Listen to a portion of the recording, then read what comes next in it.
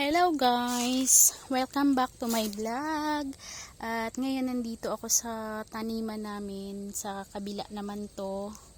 At ito yung tinanim ko noong mga 1 month ago na. Ito yung mga kamuting kahoy. Yan, nauna kong itanim yan. Yan, at andito. Ito magka-batch ito sila. Kaya malalaki na. Tapos yun. Ayan, magkasing edad lang yan sila dun sa kabila. Tsaka ito. Nag-convert ako sa kamuting kahoy kasi yung mga wala kaming tubig kasi dito. Yung mga tanim ko ditong patola, inalis ko na. Tinamnang ko na ng kamuting kahoy para hindi na mahihirapan sa pagdidilig. Wala kasi kami ngang tubig. Kaya na lang sa kamuting kahoy. Hindi naman kasi to siya alagain sa dilig. Ay, ayan, na to, 2 weeks old na kamuting kahoy. Ganyan na siya kalalaki. Hi, Pibo! Ay, Pibo. Ba't si Pibo? Patay na yung aso kong si Pibo. Si Utokoy pala to, anak ni Pibo. Ba't ako Pibo ng Pibo ngayon? Ayan. At yung talong ko konti na lang. Dito ko nilagay yung ube. Hindi naman kasi nalago ang ng ube. Ng gapang. Hindi yan siya nakakaperwisyo. Pero ang lalaki kong maglaman yan. Yung mga talong ko konti na lang yung bunga.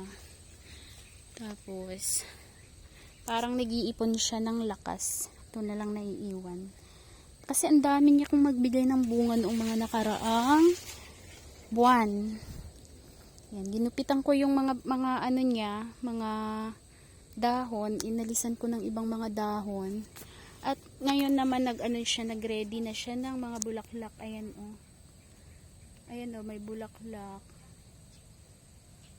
Yan. Gahanda na yung mga bulaklak niya.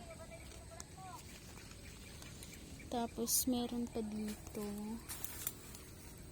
Pinataktingan ng insekto eh. Wala akong dalang pang spray ngayon. Ayan oh. Tapos ayan.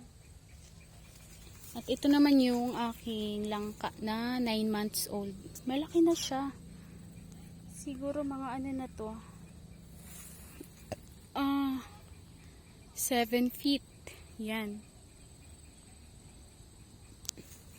Tapos meron ditong ubas. Kinain naman yung mga dahon. Pero nag-survive ang ubas dito. Yan oh. Kinain yung mga dahon, mga insekto. Wala akong dalang pang pala ngayon, pang spray. Dikit-dikit kasi sila kaya na insekto. Ito yung langka. Lahat ng mga tanim kong langka at mangga, 9 months old na sila, yung galing Leyte. At ito yung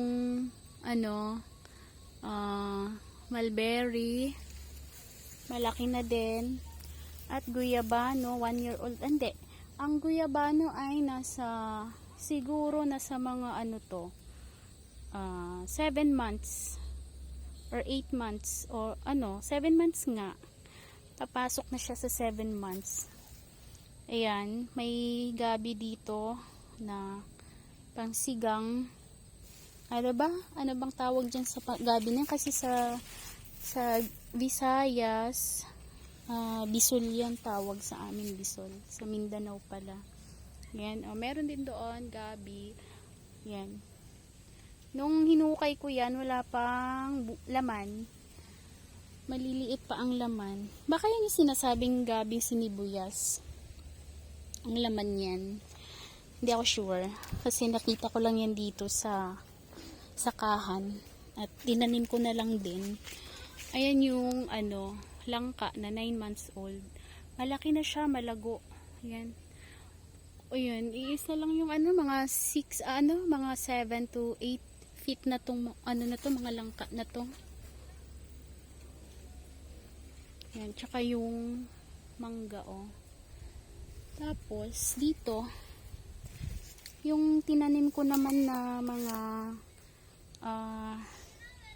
luya noong summer. Hindi na rin, ngayon lang din sumibol yung iba, pero yung iba hindi na nagpakita. Wala na. Ayan na lang sila.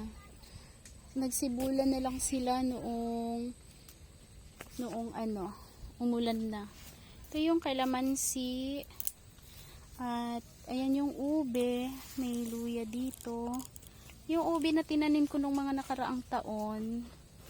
Ngayon lang din siya nabuhay. Hindi ko alam kung may laman yan sa loob. Pero ngayon lang siya nagpakita ng talbos.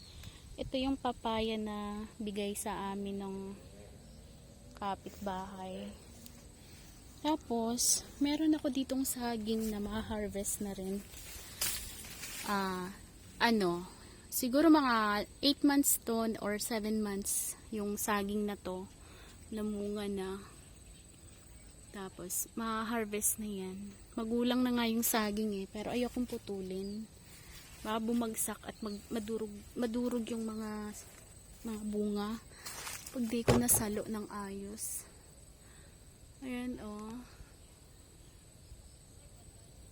yan. Dito may kapitbahay na kami, samantalang dati wala pa kaming kapitbahay. Palubog na ang araw.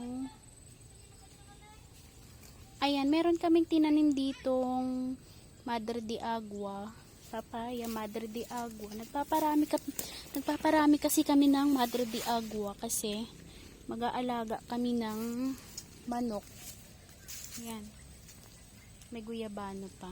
Ayan si Utokoy. Utokoy! Uwi na tayo. Uwi na yan si Utokoy. Uwi na yan. Uwi na yan si Ilong. Yan si Ilong. Si Ilong si Utokoy. Ito yung mga papaya. Hindi ko malaman kung babae at lalaki itong mga to. Hindi ko alam kung anong, parang to. Parang red lady din yata to. Ito yung mangga na galing sa Leyte. In order namin kasama ng mga langka at lansones. Ito yung mangga na nagkaroon ng bulaklak noong September. In order namin ito ng July na itanim ng August. September nagkaroon siya ng bulaklak at hindi rin nagtuloy, nalaglag ang mga bulaklak. Kala ko nga magkakaroon na ng bunga. Ito mag-iisang taon to sa July. Mag-iisang taon na yan sa August. Yung mga mangga, lansones at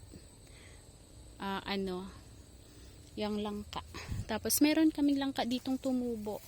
Yung bumili kami sa labas ng langka, tapos nakalimutan ko yung buto.